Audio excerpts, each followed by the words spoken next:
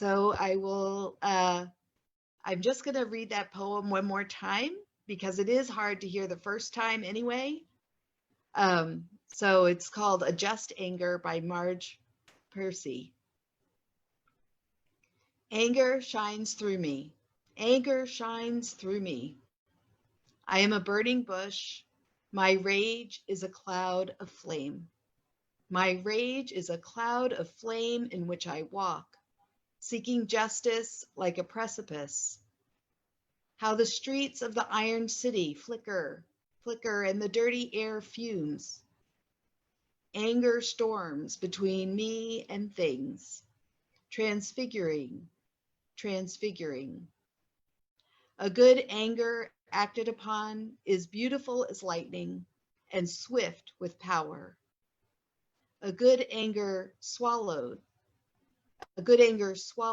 clots the blood to slime. Today is Pentecost, the coming of the Holy Spirit, and the fire of Pentecost is here. The Spirit has arrived with power, and people are prophesying in the camps. Our perspectives are many. Our world is in crisis, and it is not new. It is a pandemic or more than one. It is the coronavirus and white supremacy and history and the constant replay of a murder in which a human being pleads for his life. The bystanders plead for his life. Murderers, the ones with the guns and the power, are unmoved. And they take the life of this man, George Floyd, in front of everyone. And we see it over and over and over. It is trauma, historic, intergenerational, vicarious trauma. And it is not just George Floyd, of course. It is the murder of Ahmaud Arbery, shot down while jogging, the murder of Breonna Taylor, shot while sleeping, the murder of Tony McDade, shot in the back at least 5 times by police in what is still a completely unclear situation. The fire of Pentecost is here. The Spirit has arrived with power, and people are prophesying in the camps. Our perspectives are many. We are angry and sad, scared and hopeful, furious, devastated, tired, and energized. The disciples had been staying in the city, staying in the temple, praying, and suddenly from heaven there came a sound like the rush of violent wind, and it filled the entire house. Divided tongues as of fire appeared among them, and all of them were filled with the Holy Spirit. And in this chaos and confusion, each person heard the Spirit in their own language. And Peter quoted the prophet Joel, saying, "Everyone who calls on the name of the Lord shall be saved." Chaos and confusion was the Spirit. The chaos and confusion allowed each to hear in their own language. And the prophecy is out of this multitude. God hears everyone. God saves everyone. We don't have to be the same to be saved. In fact, it is the confusion of difference that we see the power of God to embrace us fully. Now, there will always be those who doubt God's power in the chaos. Those who want everyone to toe the same party line. Whether it's in Moses' time or on the day of Pentecost when some accused the disciples of being drunk. It is a question of political strategy, a question of control, of wanting to be right.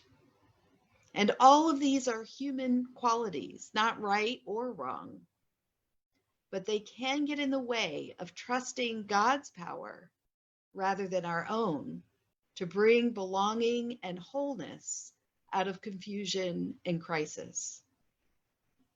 What is extraordinary to me is that in spite of all of our doubts and our jealousies and our wrong assumptions, God still trusts us. Jesus says, "As the Father has sent me, so I send you. Receive the Holy Spirit." In all our human frailty, we are sent to take the message of forgiveness and belonging to the world. It's terrifying. The fire of Pentecost is here. The Spirit has arrived with power, and people are prophesying in the camps. Our perspectives are many. We are to call for God's freedom for all people here on earth. It is not too much to ask. It is possible for every person who trusts the vision that God has had for the human community since the beginning of time. Everyone who calls on God's name will be made whole, will be saved, will be completed in our own bodies, minds, and spirits, and in our communities. Anger is the indication that our boundaries have been violated. It's a moral signal that something is wrong in our communities and relationships. It's like a built-in bodily signal that something needs our attention in the world.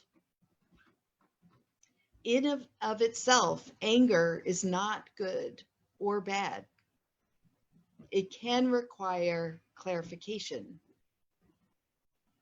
What is the violation? Is it real, or is it a distortion? For example, I wonder if people are really angry that they cannot get a haircut, or are they angry that they are in an out of control situation in which there seems to be no plan to help or connect with one another, and they left with the experience of fear and suffering in isolation? A good anger, a clear anger expressed, can bring opportunities for reconciliation. And then we have this cryptic saying from Jesus: whose sins will be retained? Whose sins will be retained? I would say it is those who cannot trust God's belonging, those who separate themselves out of fear or defensiveness or superiority. Our God never forces belonging. It's a divine desire. It's God's intention and call into the human family as God joined the human family. It's God's self in the very person of Jesus. The freeing, forgiving power of the breath of God is here, inviting us. The freeing, forgiving power of the breath of God is here. The fire of Pentecost, the Spirit's activity to establish belonging and wholeness. So breathe it in deeply. Breathe it in deeply. And may we always respond to make this powerful breath available to every being, each in our own body. And may we stand against, may we resist, may we defy every force that would withhold or restrain that breath, God's Spirit. Amen.